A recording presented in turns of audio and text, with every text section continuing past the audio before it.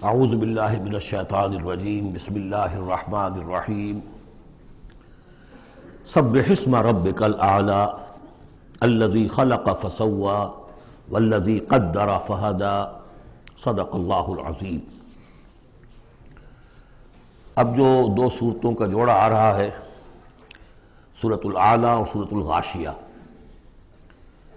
ان دونوں کے بارے میں یہ بات تو آپ میں سے بہت سے حضرات کے علم میں ہوگی کہ نبی اکرم صلی اللہ علیہ وسلم کا یہ معمول تھا کہ جمعہ اور عیدین کی نمازوں میں آپ ان صورتوں کی قرأت فرماتے تھے، پہلی رکعت میں سورۃ الاعلی، دوسری رکعت میں سورۃ الغاشیہ۔ اور اس کی وجہ بھی صاف سمجھ میں آ جاتی ہے، ان دونوں میں تذکیر کا حکم ہے حضور کو، فذکر انما انت مذکر فذکر ان نفعت الذکریٰ۔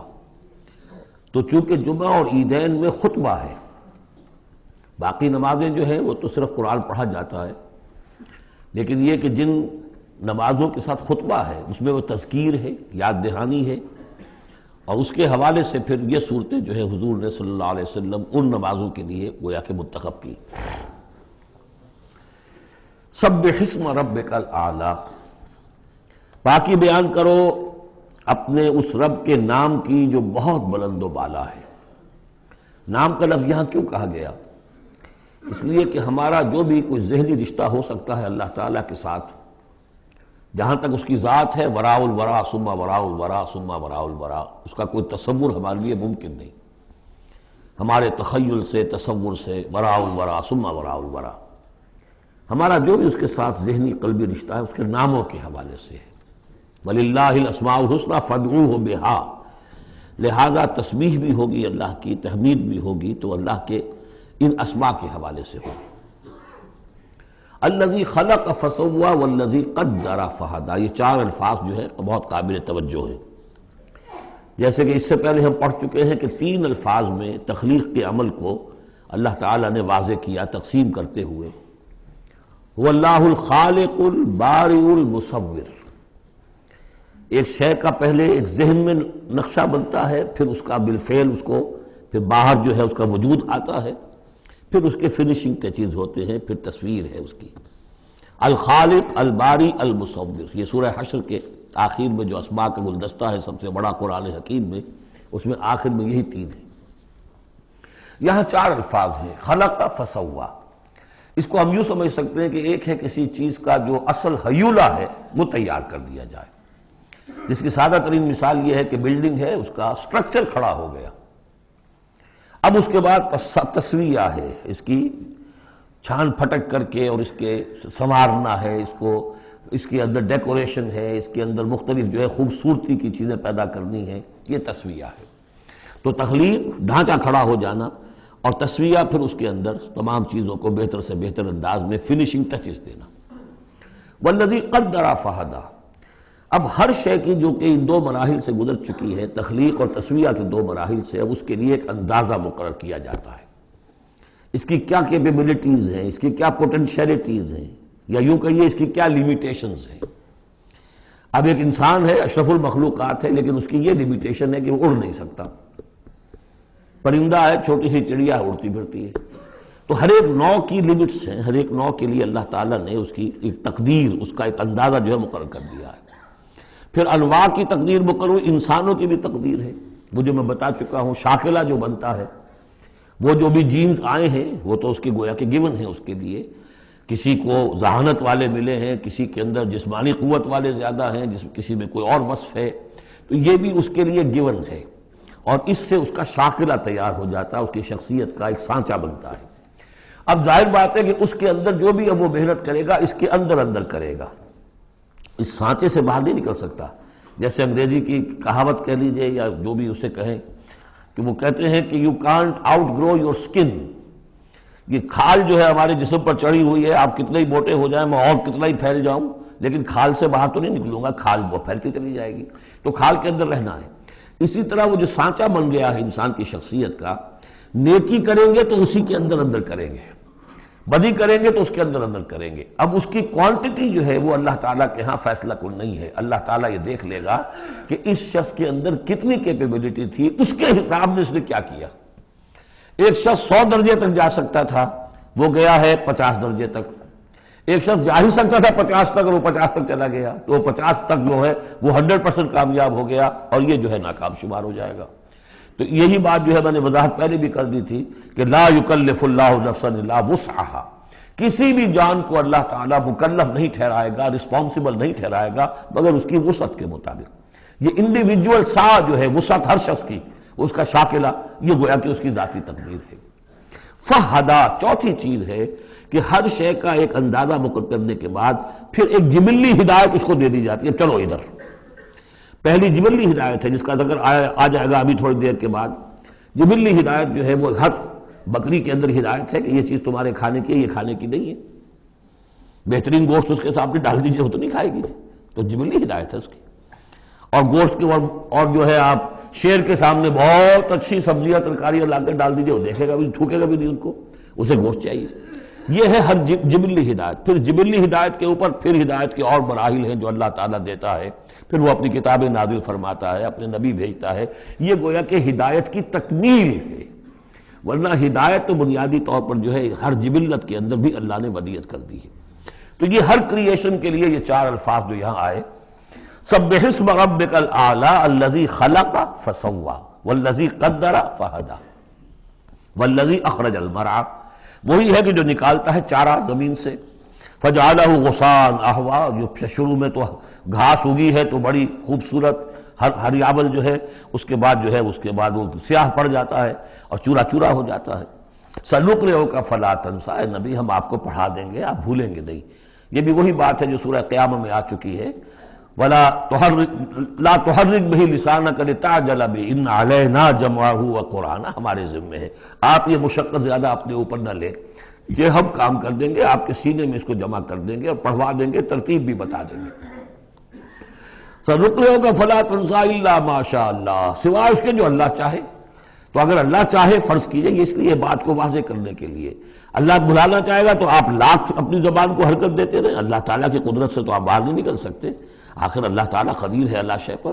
لیکن یہ کہ یہ صرف اس امکان کو ظاہر کرنے والی بات ہے، اس کا یہ مطلب نہیں کہ اس سے یہ نکل آتا ہے کہ قرآن مجید کی کوئی آیت جو ہے اللہ نے بھلوا بھی دی محمد کو صلی اللہ علیہ وسلم۔ یہ ایسے ہی ہے، قل ان کان للرحمن ولد فانا اول العابدین، اگر اللہ کا کوئی بیٹا ہو تو سب سے پہلے میں پوجوں گا اسے۔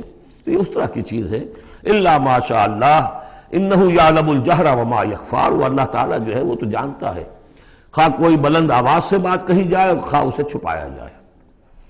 وَنُيَسِّرُكَ لِلْيُسْرَىٰ، اب یہ لفظ ذرا یہاں نوٹ کر لیجئے، یہ آگے بڑھ کر ایک مضمون کھلے گا اس سے۔ اور سہج سہج تیسیر، یسر سے باب تفعیل، آسان کرنا، اور سہج سہج تھوڑا تھوڑا رفتہ رفتہ ہم آپ کو آسان بنا دیں گے۔ کس چیز کے لیے؟ یسرا، وہ بڑی جو آسانی ہے جنت وہاں پہنچائیں گے، اور جو بڑی کامیابی ہے دنیا میں دین کا غلبہ وہاں بھی پہنچا دیں گے، لیکن سہج سہج ہوگا۔ اس کے لیے اپنا ایک تدریج ہے جو ہماری حکمت میں، ہمارے علم میں ہے۔ ویسے ہم چاہیں آنے واحد میں کر دیں، دین کا غلبہ ہو جائے، کوئی رہے نہ دشمن، آنے واحد میں تمام انسان جو ہے اور تمام جنات کو ابو بکر جیسا بنا دیں، ہم بنا سکتے ہیں۔ لیکن یہ کہ ہماری جو حکمت تخلیق ہے اس میں یہی ہوگا، تیسیر، آہستہ آہستہ، اور یہ فلسفہ آگے چل کر بہت کھلے گا۔ وَنُيَسِّرُكَ لِلْيُسْرَىٰ فَذَكِّرْ إِن نَّفَعَتِ الذِّكْرَىٰ، آپ تو یاد دہانی کراتے رہیے اگر فائدہ دے سمجھانا۔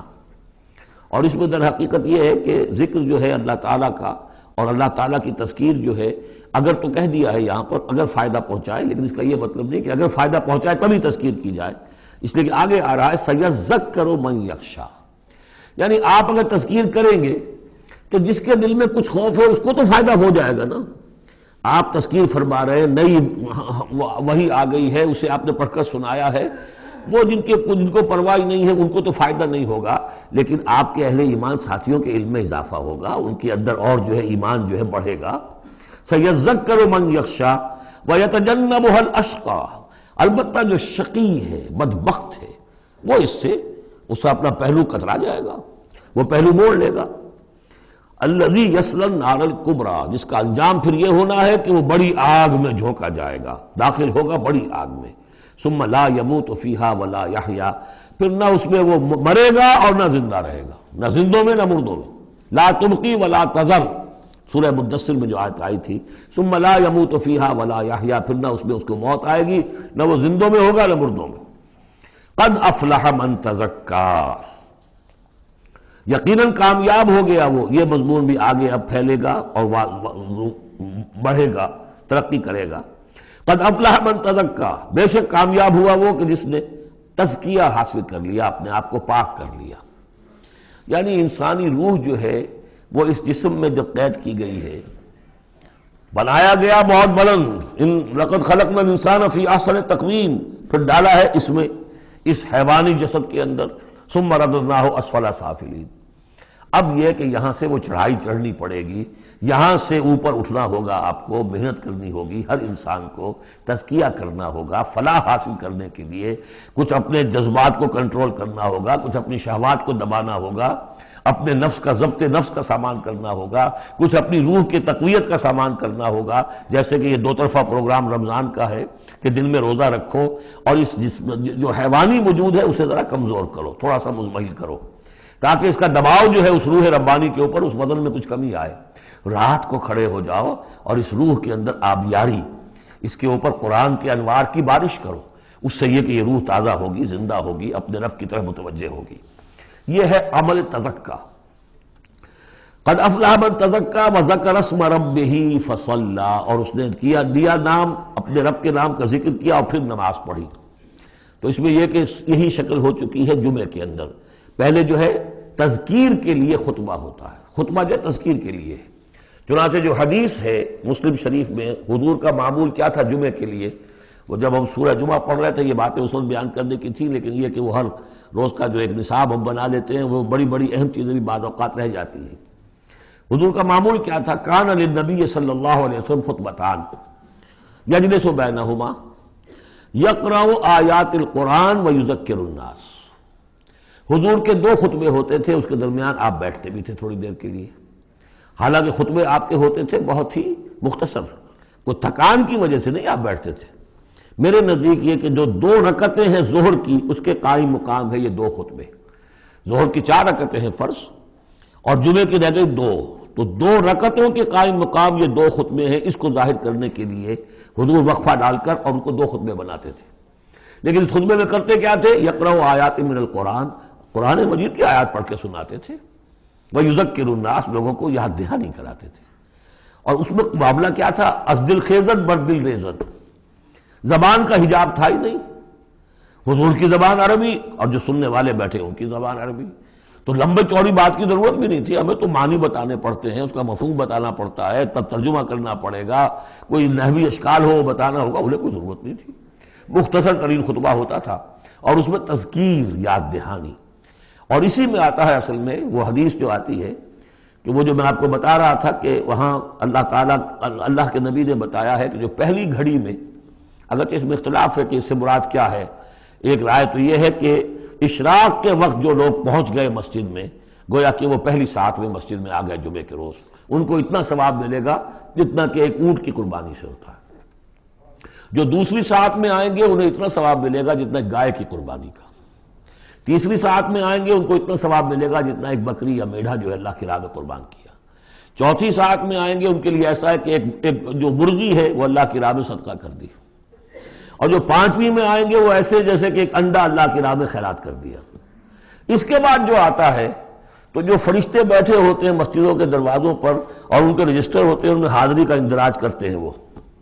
اس کے بعد جب امام کا خطاب شروع ہو جاتا ہے، لیکن وہاں خطبہ ہوتا تھا، خطاب نہیں، ہمارے ہاں تو پھر 2 چیزیں ہو گئی، ایک اردو کی تقریر پھر ایک خطبہ۔ جب امام کا خطبہ شروع ہو جاتا ہے تو اس کے بعد فرشتے اپنے رجسٹر بند کرتے ہیں، یستمعون الذکر، وہ بھی اس ذکر کو سننے میں مصروف ہو جاتے ہیں، یعنی اب جو آنے والے ہیں ان کا اندراج نہیں ہوتا۔